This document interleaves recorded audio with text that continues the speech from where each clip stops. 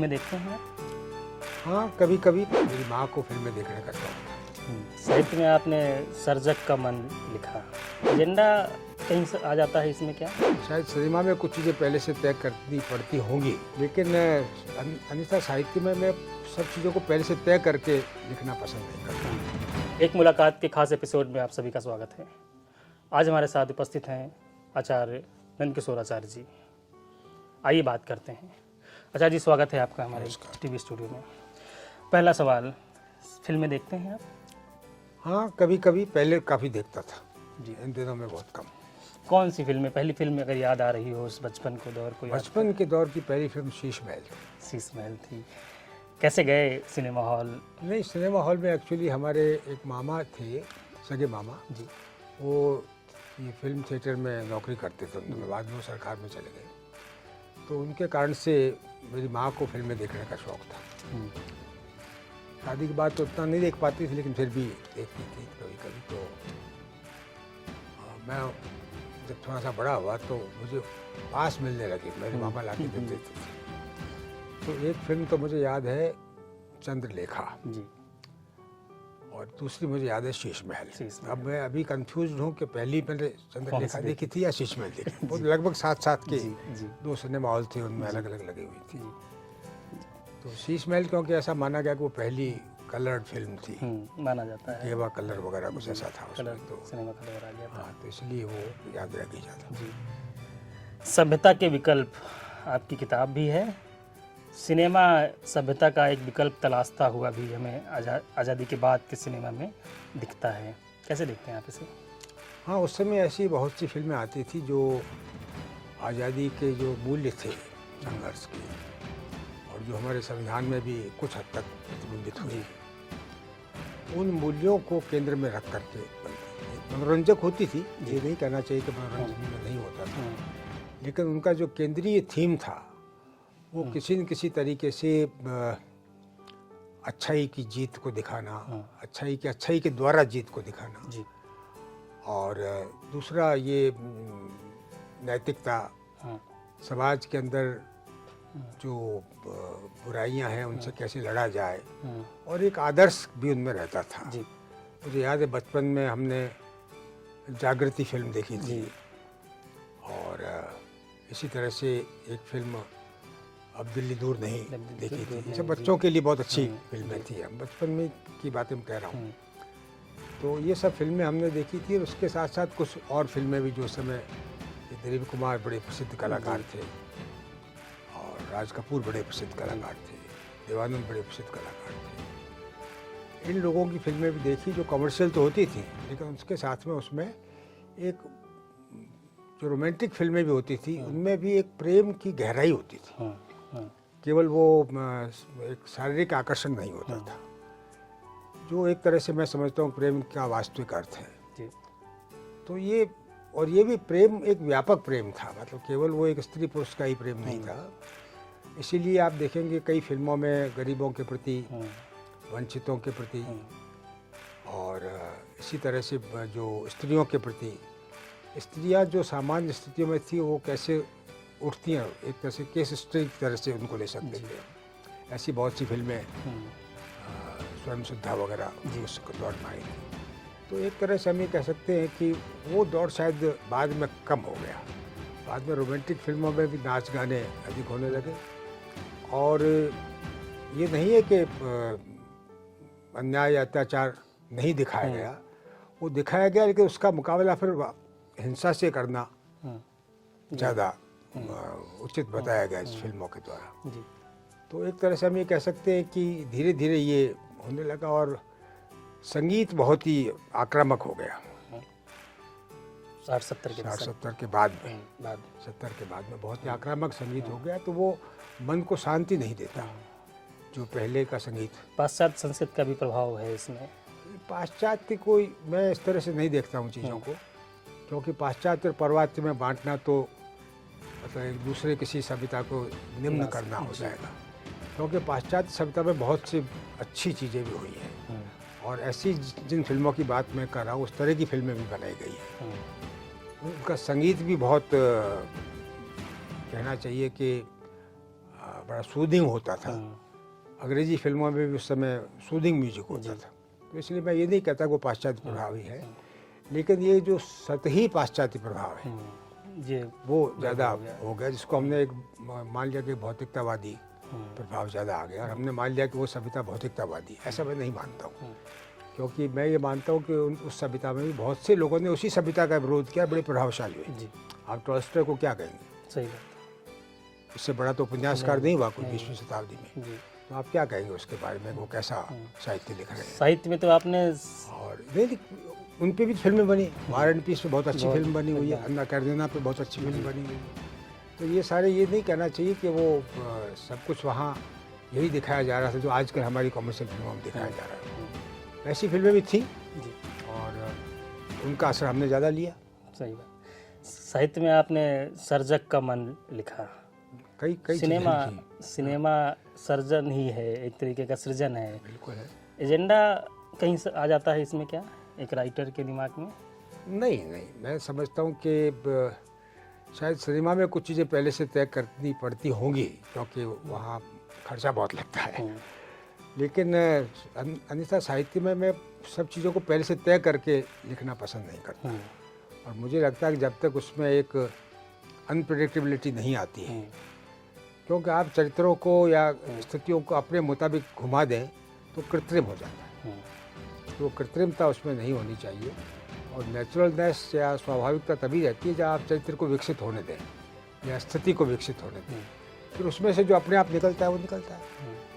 और मैं ये मानता हूँ कि अगर साहित्य या कलाएँ अनुभवाश्रित हैं, क्योंकि उनका केंद्र तो अनुभव में ही है, तो अनुभव जो भी होता है वो अंततः जीवन मूल्यों को ही पुष्ट करता है जी। अगर वो अनुभव है तो।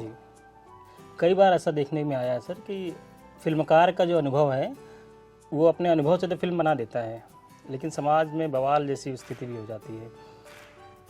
नहीं, ये तब होता है जब आप कुछ ऐसी चीज़ करना चाहते हैं जो समाज में स्वीकार्य नहीं होती आसानी से।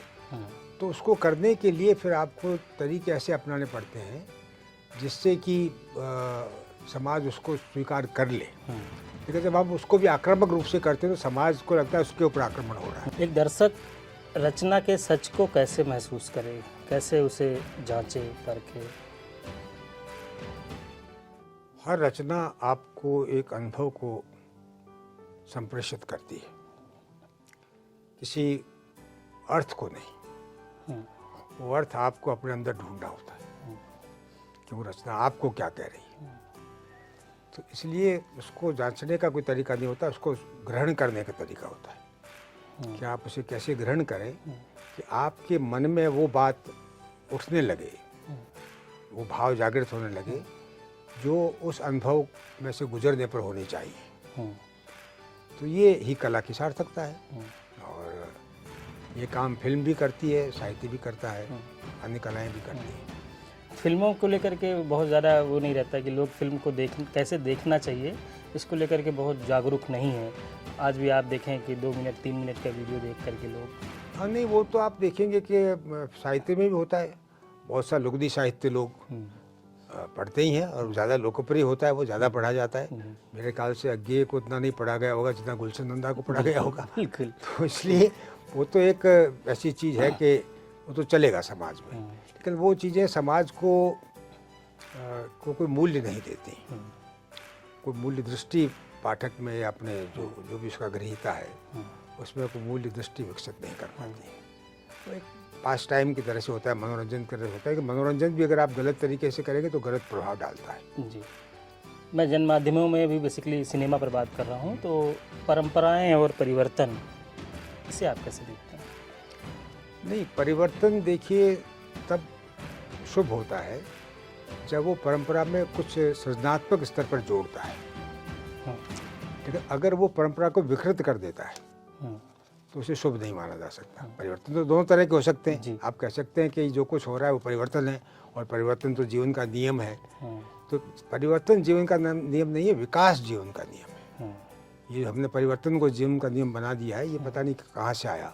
विकास में परिवर्तन होता है, तो जो विकास की ओर ले जाने वाला परिवर्तन होता है वो जीवन का नियम होता है। जो पतन की ओर ले जाने वाला, विकृति की ओर ले जाने वाला परिणत होता है, तो विकास का नियम नहीं है वो तो। और जीवन का नियम विकास है। हम देखते हैं कि सिनेमा भी वही परिवर्तन लाता है, लाना चाहिए उसे। हम एक मीडियम के तौर पे जब देखते हैं तो कुछ फिल्में आपको याद आती हैं क्या कि ये परिवर्तन की तरफ बढ़ रही हैं, या जो भी आपने देखी हैं? देखिए, बहुत सी फिल्में जो उस समय मैं देखता था उनमें से कुछ याद रह जाती हैं। आप अभी आप देखिए जो फिल्में हैं उसमें रिवेंज का भाव बहुत प्रधान है।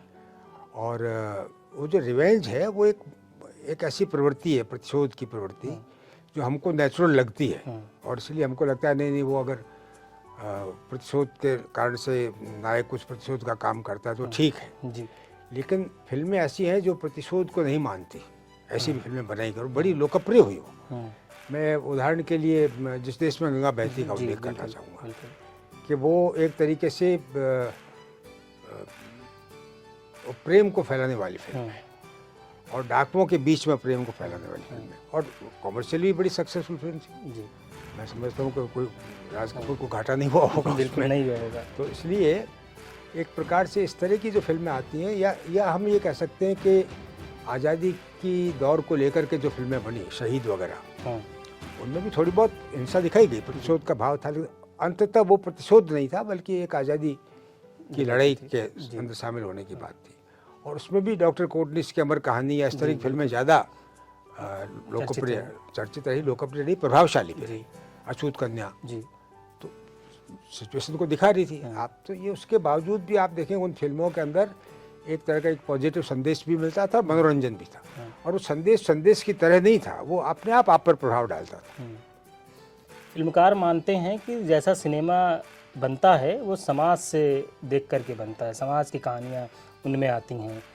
लेकिन हम देखते देखते हमने देखा कि आज जिस तरीके की फिल्में बन रही हैं वो सवालिया निशान उठाती हैं। कैसे देखते हैं, कैसे परिवर्तन आया होगा? क्या आप समझते हैं कि भारतीय समाज इतना हिंसक है जितना फिल्में दिखाती हैं? मुझे तो नहीं लगता। तो आप कैसे कह सकते हैं कि जो समाज में वो दिखा रहे हैं? कुछ लोग हो सकते हैं जो आपके ग्राहक हो सकते हैं, उनको पसंद आती होगी ग्राहक। हाँ, लेकिन सवाल सिर्फ इस बात का उठता है कि अगर समाज में वो है तो वो हिंसा समाज में दिखनी चाहिए। क्या आपको भारतीय समाज एक हिंसक समाज लग रहा है उन अर्थों में जिन अर्थों में हिंसा दिखाई जा रही? स्ट्रक्चरल वायलेंस है, लेकिन सब डायरेक्ट वायलेंस कहते हैं वो तो नहीं है समाज में इतनी। और जहाँ पर हमको दिखाई देती है वही पॉलिटिकल वायलेंस है, नक्सलाइट्स वगैरह की जैसे हम कह सकते हैं। लेकिन उसमें भी एक ये भाव रहता है कि नहीं आप वो किसी पर्पज के लिए, रिवेंज के लिए नहीं। अभी जो आप देखेंगे बहुत सी फिल्मों में जो नायक है और जो खलनायक है या उनके बीच में कुछ टकराहट है आपसी और उसके साथ कुछ गलत हो गया तो अब उसका वापस उसी तरह से प्रतिशोध लेना चाहता है जैसा बिल्कुल किया, बल्कि उससे भी ज़्यादा हिंसक होकर लेना चाहता है। तो ये तो समाज में नहीं है। और कौन कौन से देश हैं जहाँ इस तरीके की हिंसा फिल्मों में नहीं है? या एक देश का नाम तो मैं ले सकता हूँ जी, कौन सा? वो है स्वीडन। बिल्कुल। स्वीडन की फिल्मों में हिंसा नहीं है, बल्कि वहाँ सेंसर है हिंसा पर, हिंसा को दिखाए जाने पर। बल्कि उनका ये कहना है कि जब पूछा गया उनसे, क्योंकि बाकी स्वीडन बहुत एक समझिए किस तरह का आधुनिक देश है जहाँ हर तरह की छूट है आपको और सेक्स को लेकर के फिल्में दिखाई जा सकती हैं। तो उन्होंने कहा सेक्स जीवन की सामान्य प्रवृत्ति है, हिंसा नहीं है। तो एक असामान्य जो गुण विकसित हो गया उसको काय को दिखाया और क्यों हमारे लोगों के अंदर हम वो पैदा करें उस तरह का भाव। क्योंकि धीमे धीमे ये होता है कि जब आपको हिंसा सफल होती हुई दिखाई देती है तो आप हिंसक होने लगते हैं। आप ये पाएंगे कि ऐसी फिल्में हो सकती, देखिए खलनायक कई बार हिंसक होता है, बिल्कुल पहले की फिल्मों में भी होता था, लेकिन नायक हिंसक नहीं होता था। अब तो नायक ही हिंसक, अब तो नायक उससे अधिक हिंसक होता है, उससे ज़्यादा है। तो इस कारण से वो ग्लैमराइज हो जाती है। क्योंकि जो प्रोटैगनिस्ट है फिल्म का वो तो नायक है, तो वो जब आपको हिंसा की तरफ ले जा रहा है तो आपका ध्यान, आपका आकर्षण उस तरफ होता भी है। और दूसरे में ये भी है कि आपके अपने मन में जो भी उसका दर्शक है उसके अपने मन में जो व्यवस्था से असंतोष है, उस असंतोष को थोड़ा सा वो रिलीज मिलता है उस हिंसा को देखने से। उसके अंदर जो गुस्सा है उसको रिलीज मिलता है। भारतीय संविधान में हमें स्वतंत्रता दी गई है, आज़ादी है बात करने की, अपनी राय रखने की, खुले तौर पर फिल्म बनाने की, और यही स्वतंत्रता कुछ जो वो हैं फिल्मकार हैं वो मानते हैं कि सेंसरशिप ने इसे छीन ली है। आप फिल्म सेंसरशिप को कैसे देखते हैं? क्योंकि आपने स्वीडन का उदाहरण दिया, तो स्वीडन में सेंसरशिप है, भारत में भी है, कैसे देख रहे हैं? सेंसरशिप तो अधिकांश देशों में है जी। लेकिन सवाल ये है कि आप जो दिखाना चाहते हैं वो कितना स्वीकार्य है और कितना वांछनीय है। कई चीज़ें हो सकता है कि स्वीकार्य हो पर वांछनीय न हो तो भी दिखाई जा सकती है, लेकिन अगर आप कुछ ऐसी चीज़ दिखा रही हैं जो सामाजिक नैतिकता के बिल्कुल विरुद्ध है और अगर आप ऐसी चीज़ दिखा रहे हैं जिससे कि समाज में एक तरह का हिंसक असंतोष फैलता है तो उसकी सेंसरशिप तो होनी चाहिए। आप अगर ऐसी फिल्म दिखा रहे हैं जो तथ्यों के बिल्कुल विपरीत है, क्योंकि कई बार हम देखते हैं कि ऐसी वो कहते हैं हम तो इतिहास थोड़ी बता रहे हैं, हम तो फिल्म बना रहे हैं, मनोरंजन, लेकिन आपने उसका आधार अगर इतिहास को लिया है तो उस इतिहास के बिल्कुल विरोध में घटनाएं नहीं दिखा सकते आप। फिर आप मत लीजिए, फिर आप अपनी इंडिपेंडेंट फिल्म बनाइए, उसमें उस इतिहास का इस्तेमाल करने की क्या जरूरत है। अगर हमको ये मालूम है कि इस फिल्म का ये नतीजा हो सकता है तो हमको उससे बचना चाहिए। और आप केवल कमर्शियल सक्सेस के लिए वैसा करें, किसी आर्टिस्टिक पर्पज के लिए नहीं कर रहे। अब ये ठीक है कि आर्टिस्ट को सुनता होती है, इसलिए हर फिल्मकार कहता है मैं आर्टिस्ट हूँ इसलिए मुझे सुनता होनी चाहिए। फिल्मों में मानवीय मूल्य को कैसे देखा जाना चाहिए, और एक लेखक के तौर पर कोई कहानी अगर लिख रहा है तो क्या वो मानवीय मूल्यों को ध्यान में रखे या फिर वो कहानी जैसी वो फील करता, अनुभव करता है उसे वो लिखे? देखिए, कोई भी अनुभव, मैंने आपसे थोड़ी देर पहले कहा था कि कोई भी अनुभव अगर वो अनुभव है तो वो किसी न किसी मूल्य की ओर ले जाता है। क्योंकि आप बुरे से बुरा दृश्य इस तरह चित्रित कर सकते हैं कि उस बुरे के प्रति आकर्षण पैदा हो जाए, और उस बुरे से बुरे दृश्य को आप इस तरह चित्रित कर सकते हैं कि उसके प्रति एक विकर्षण या एक अंदर से उसके प्रति विरोध या प्रतिरोध की भावना पैदा हो जाए। मैं आपको उस फिल्म का उदाहरण देता हूँ जो फूलन बाई के जीवन पर, बैंडेड क्वीन। उसमें एक दृश्य आता है बलात्कार का, जी, जिसमें उसे पूरी तरह नग्न दिखाया गया है। आप देख सकते हो उस दृश्य को, देखना, लेकिन मतलब देखने का मतलब ये कि जिस आकर्षण से आप अन्य फिल्मों में देखते हैं नहीं देख सकते। मतलब आपको एकदम मन में ऐसा पैदा होता है क्या हो रहा है, एक विरोध पैदा होता है, उससे प्रतिरोध पैदा होता है, उसके प्रति विकर्षण पैदा होता है। लेकिन जब आप दूसरी फिल्म में देखते हैं तो नहीं होता। इसका मतलब क्या है? दृश्य वही बलात्कार का है, कोशिश वही है कि एक बलात्कार दिखाया जाए, पर उस बलात्कार को दिखाने में आप लगातार हीरोइन के या जिसके साथ बलात्कार हो रहा है उसकी बॉडी को देखते रहते हैं, उसमें नहीं देख पाते। ये केवल दो दृश्यों को किस तरीके से उनको नहीं किस तरह देखा गया है, उनको किस तरह से शूट किया गया है, इस पर डिपेंड करता है। तो अनुभव तो आप कहेंगे एक ही चीज़ है, पर वो किसी अनुभव में नहीं ले जाता, जबकि ये एक गहरे अनुभव में ले जाता है। आपके अंदर एक मानवीयता पैदा होती है कि क्या हो रहा है, उसमें भी होगी ऊपरी तौर पर ध्यान लगा रहेगा उसके ऊपर। कहानी जरूरी हो जाती है। तो कहानी जो है वो एक प्रकार से किसी भी दृश्य को या घटना को या चरित्र को अगर कहानी कहती है तो उस कहानी उसको आप देखते किस तरह है, वो देखना कहानी है। वो जो घटना हुई है वो कहानी नहीं है, उस घटना को आपने किस तरह अनुभव किया है, ये कहानी है। सारा जो मामला है वो दर्शक पर जुड़ा हुआ है सिनेमा का, ऐसा आप मानते हैं क्या? देखिए, सबसे पहली तो बात यह है कि कोई भी कला के लिए एक गृहीता तो होता है, सिनेमा ही क्यों। जी, एक लेखक कोई है तो उसे भी पाठक की ज़रूरत होती है, श्रोता की ज़रूरत होती है, संगीतकार है तो उसे श्रोता की ज़रूरत होती है, चित्रकार है तो उसे भी दर्शक की ज़रूरत, सभी कलाएं दर्शकों की। क्योंकि अंततः वो नहीं तो देखी क्यों गई या लिख के क्यों प्रकाशित की गई, क्यों सामने रखी गई समाज के, तो इसलिए दर्शक तो ज़रूरी है, यानी उसका जो दूसरा ग्रहण करने वाला है, जिससे हमारी नाट्य शास्त्र में सहृदय या सामाजिक कहा गया है, वो तो आवश्यक है, तो होना ही चाहिए, उसी को तो संप्रेषित करना है। लेकिन अगर आप कला की कीमत पर करते हैं या किसी मूल्य की कीमत पर करते हैं तो फिर आप उस दर्शक को लुभाने की कोशिश कर रहे हैं किसी अनुभव को वहाँ पहुँचाने की कोशिश नहीं कर रहे, उसकी संवेदना को संस्कारित करने की कोशिश नहीं हो रही। हर अच्छी कृति संवेदना को संस्कारित करती है, पर अगर उसके बजाय उसको विकृत करती है, क्योंकि उसमें आपको कमर्शियल सक्सेस मिलती है और दर्शक के नाम पर आप कुछ भी माल बेच लेते हैं। कुछ भी हो जाता है। सिनेमा देखने का तरीका बदल रहा है अभी, फिल्में अब मोबाइल पर देखी जा रही हैं। 2 सवाल हैं इसमें, क्या आप मोबाइल पर फिल्में देखते हैं? और मैं तो मोबाइल ही नहीं इस्तेमाल करता, तो फिल्में देखने का क्या इशू है? आपने देखा होगा मेरा मोबाइल जो है, अभी आपने देखा हो जब मैं ऑफ किया आपके छोटा सा सामने, मोबाइल है तो आपका। छोटा सा, उसमें कुछ भी नहीं आता, दृश्य कुछ नहीं आते। और मैं इतना ही जानता हूँ मोबाइल के बारे में कि मैं कोई फ़ोन आए तो रिसीव कर लूँ और चाहूँ तो फ़ोन कर दूँ, SMS भी नहीं कर सकता। लेकिन दूसरी पीढ़ी है सामने, जो हमारे सामने है, जिसको बहुत लंबा समय तय करना है, वो इस मोबाइल के बिना एक पैर भी आगे नहीं बढ़ाती, ऐसा लोग मानते हैं। ऐसी कवरेज भी हमने ये न्यूज़ तो आप चैनल में उनसे डिस्कस करके पूछिए कि क्या वो मोबाइल के बिना ज़िंदगी जी सकते हैं। मैं तो जी सकता हूँ, बिल्कुल, मुझे कोई आपत्ति नहीं है इसमें, अगर ना रहे तो। लेकिन क्या वो जी सकते हैं? और क्या दरअसल मोबाइल में फिल्म देखना और एक पर्दे पे फिल्म देखना एक जैसी चीज़ है? मैं वही जानना चाहता था। वो तो हो ही नहीं सकती, वो तो असंभव है।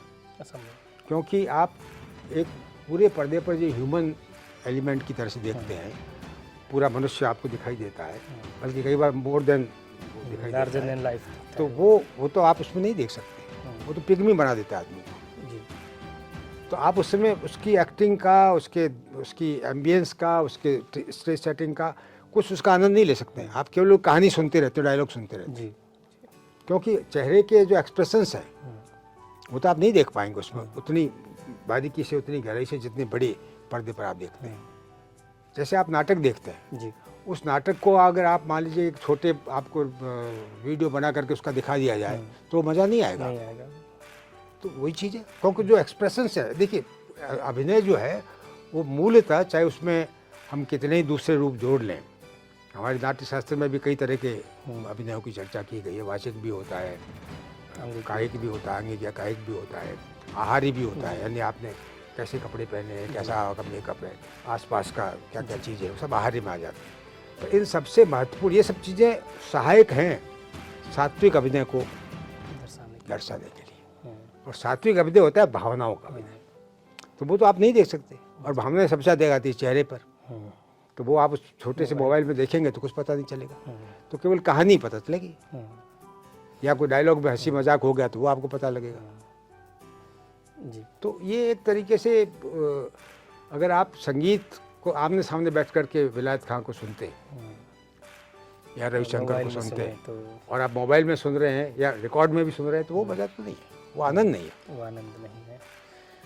आपकी कहानियों पर अगर कोई फिल्म बने, मैंने कोई कहानी नहीं लिखी, नाटक लिखे। जी, नाटकों पर और किताबों के रेफरेंस को लेकर के अगर कोई फिल्में लिखी जाएं, तो एक लेखक के तौर पर आपका पहली प्रतिक्रिया क्या होगी निर्देशक से, या जो उसको स्क्रीन प्ले लिख रहा है?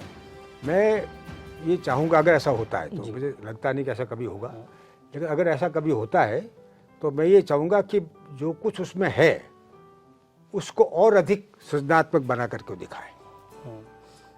इसी में एक मैं और जोड़ देता हूँ कि काशीनाथ सिंह जी की जो मोहल्ला 80 फिल्म बनी और उसको लोगों ने बनारस को गालियों से जोड़ने की जो आई पूरी परंपरा, वो वहाँ से दिखता है, तो उसमें छेड़छाड़ हो जाती है कई बार, तो उसे नहीं छेड़छाड़, देखिए क्या होता है कि फिल्म की कुछ मजबूरी होती है, ये मैं मानता हूँ। दृश्य दिखाने की एक मजबूरी होती है, लिखने में आप कुछ भी लिख सकते हैं। तो दृश्य दिखाने में जो है, उदाहरण दे रहा हूँ आपसे, पाथेर पंचाली का। जी, सत्यजीत रे। पाथेर पंचाली जब मैंने पढ़ा उपन्यास, बहुत अच्छा उपन्यास है विभूति भूषण जी का, और उसमें कोई संदेह नहीं।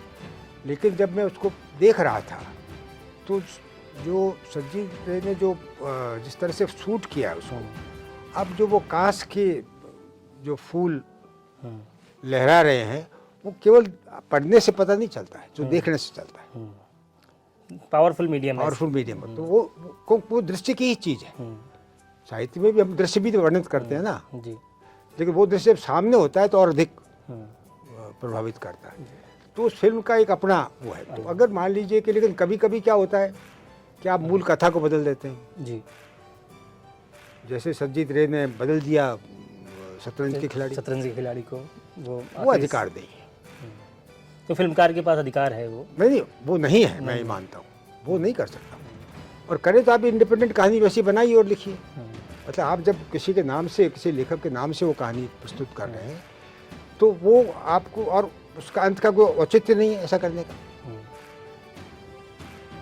मैं जैसे देवानंद की जो फिल्म थी, बड़ी प्रसिद्ध फिल्म गाइड, अब जो आर के नारायण ने तो जो उपन्यास है उसका अंत जिस तरह होता है, अंग्रेजी में तो अंत वही है, लेकिन हिंदी में उस अंत को बदल दिया गया और उसको एक बड़ा स्पिरिचुअल, जो कि उसमें नहीं है, मूल में नहीं है, वो अंधविश्वास में भरोसा नहीं करता है उपन्यास, ये करता है अंत में। तो इसकी क्या जरूरत थी? क्योंकि उनको लगा नहीं भारतीय दर्शक जो है वो उसको नहीं कर पाएगा, अगर ट्रेजिक दिखा दिया अंत में तो क्यों नहीं कर पाएगा? ये भारतीय दर्शक पे इतना विश्वास क्यों है आपको? आखिर ट्रेजिक फिल्में क्यों चली? बहुत सारी ट्रेजिक फिल्में, अरे बिल्कुल दिलीप कुमार की तो सारी लगभग फिल्में ट्रेजिक रही, उसके बाद शुरू में और भी लोगों की, तो ये और बड़ी लोकप्रिय हुई और चली और लोगों को बदला उन्होंने। तो ये मान लेना कि अगर कोई रियलिस्टिक आप ट्रेजेडी दिखाएंगे तो लोग नहीं समझ पाएंगे, ये मैं ये मानता हूँ कि ये गलत है। हाँ, सामान्य दर्शक के लिए आप ये कह सकते हैं कि नहीं ये लोग तो इसीलिए जाते हैं, मनोरंजन आधा रह जाता है, तो ठीक है, फिर आप कहिए कि मैं मनोरंजक फिल्म बना रहा हूँ, फिर मैं कला नहीं कर रहा हूँ। तो क्योंकि मैं ये मानता हूँ कि अगर आप कलाकार हैं तो कला के प्रति पहली निष्ठा होनी चाहिए आपकी। क्यों ऐसा है कि आप अंग्रेजी में कुछ और दिखाते हैं, हिंदी में कुछ और दें? क्या वहाँ कला कुछ और है, यहाँ कला कुछ और? दृश्य कला तो वही है, तो क्यों आपने ऐसा किया? सिर्फ इसलिए कि आपको भारतीय दर्शक पे भरोसा नहीं था, जो कि गलत बात है। और मैं आपसे एक बात कह दूं कि ट्रेजेडी का असर ज़्यादा होता है कॉमेडी से ज़्यादा। आप अगर देखेंगे तो शेक्सपियर ऐसे नाटककार ने ट्रेजेडीज भी लिखी, कॉमेडीज भी लिखी बहुत सारी, पर उनकी कोई कॉमेडी इतना प्रभावित नहीं करती जितना उनकी ट्रेजेडीज करती। क्योंकि आप जब किसी को हारते हुए दिखाते, अच्छे को हारता हुआ दिखाते, असफल होता हुआ दिखाते, तो आपके मन में उस अच्छे के प्रति एक सहानुभूति पैदा होती है जो वहाँ नहीं होती। एक आखिरी सवाल और है, विज्ञापन जिस तरीके से हमारे मानवीय मूल्यों के साथ खिलवाड़ करते हैं, अभी एक फैसला आया है पतंजलि को लेकर के और बहुत सारे आते रहते हैं, विज्ञापन कैसे जीवन में बदलाव लाएं और उनका जीवन पर कैसे असर पड़ता है, आम जीवन पर? बहुत ज़्यादा है आजकल, तो मानना चाहिए, बच्चों पर खास तौर से बहुत ही ज़्यादा है, लड़कियों पे बहुत ज़्यादा है। मैं कई बार बात कहता हूँ, सुन लो बेचो तो, मैं कई बार बात कहता हूँ कि जिस तरह का विज्ञापन दिखा रहे हैं वो अपमान है बच्चों का। आप अगर वो दिखा रहे हैं कि अगर आप ये स्प्रे लगाएंगे तो लड़की आपके पीछे चली आएगी, आप ये मोटरसाइकिल लेंगे, अगर मोटरसाइकिल विज्ञापन आपको करना है तो आप ये करिए कि इसकी क्वालिटी क्या है, इसका एवरेज क्या है, कितने समय तक ये चल सकती है, दाम थोड़े कम है, बस इन चीज़ों का करिए। आप कहते नहीं ये अगर मोटरसाइकिल है थोड़ी देर में एक सुंदर लड़की आगे पीछे बैठ जाएगी, ये क्या है? मतलब what do you think of our girls? मूल्य के खिलाफ ही है। और मैं तो कहता हूँ बच्चों को ऐसे विज्ञापनों में जो चीज़ें आती है सामूहिक रूप से उसका विरोध करो, बायकॉट करो उनका, क्योंकि ये आप ही का अपमान कर रहा है सीधे तौर पर। तो ये आपको समझ में नहीं आ रहा, लेकिन नहीं आता है, फिर भी चलता रहता है। और उनको मालूम है हाँ इससे कोई फर्क नहीं पड़ता। इतने भद्दे विज्ञापन आते हैं, इतने अश्लील विज्ञापन आते हैं